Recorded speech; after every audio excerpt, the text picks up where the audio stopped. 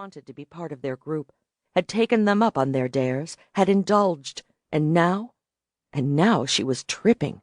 They'd laced the drink, not with blood, but with some weird psychedelic drug that was causing her to hallucinate. That was it. Hadn't she witnessed the hint of hesitation in them when she'd been handed the blood-red martini and twirled the stem in her fingers? Hadn't she sensed their fascination, even fear, as she'd not just sipped the drink but tossed it back with a flourish? Oh, God. This initiation, which she'd thought had been a bit of a joke, had taken a dangerous, unseen turn. She remembered vaguely agreeing to be part of the show. She'd drunk the fake blood in the martini glass, and yeah, she'd thought all the vampire stuff her newfound friends were into was kind of cool, but she hadn't taken any of their talk seriously. She'd just thought they'd been screwing with her head, seeing how far she would go. But within minutes of downing the drink, she'd felt weird, more than drunk, and really out of it. Belatedly, she'd realized the martini had been doctored with a potent drug, and she'd started to black out. Until now. How much time had elapsed? Minutes? Hours? She had no idea. A nightmare? A bad trip? She hoped to God so, because if this was real, then she really was situated on a couch, on a stage, wearing nothing, her long hair twisted upon her head, her limbs unmoving. It was as if she were playing a part in some eerie, twisted drama, one that she was certain didn't have a happy ending. She heard another whisper of anticipation. The red light began to pulse softly, in counterpoint to her own terrified heartbeat. She imagined she could see the whites of dozens of eyes staring at her from the darkness. God help me! Gritting her teeth, she willed her limbs to move, but there was no response. None.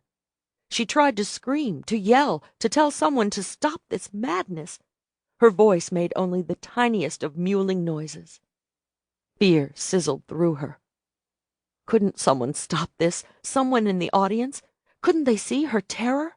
Realize the joke had gone too far? Silently, she beseeched them with her eyes. Slowly, the stage became illuminated by a few well-placed bulbs that created a soft, fuzzy glow, punctuated by the flickering red lamp.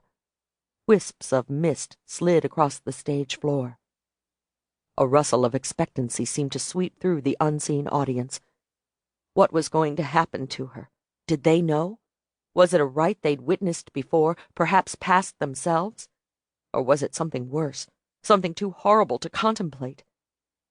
She was doomed. No! Fight, Riley, fight! Don't give up! Do not! Again she strained to move, and again her muscles wouldn't obey. Vainly she attempted to lift one arm, her head, a leg, any damned thing, to no avail. Then she heard him. The hairs on her nape raised in fear, as cold as the northern sea. She knew in an instant she was no longer alone on the stage. From the corner of one terrified eye she saw movement. It was a dark figure, a tall, broad-shouldered man, walking through the oozing, creeping mist. Her throat turned to sand. Panic squeezed her heart. She stared at him, compelled to watch him slowly approach, mesmerized by terror. This was the one, the man the vampire lovers had whispered about. She almost expected him to be wearing a black cape with a scarlet lining, his face pale as death, eyes glowing, glistening fangs revealed as he drew back his lips. But that wasn't the case. This man was dressed partially in black, yes, but there was no cape, no flash of red satin, no glowing eyes. He was lean, but appeared athletic, and sexy as hell. Wrap-around mirrored sunglasses covered his eyes. His hair was dark or wet, and was long enough to brush the collar of his black leather jacket. His jeans were torn and low-slung. A faded T-shirt had once been dark. His snakeskin boots were scuffed, the heels worn. Something about him was familiar, but she couldn't place his face. Eager anticipation thrummed from the darkness surrounding the stage. Once again.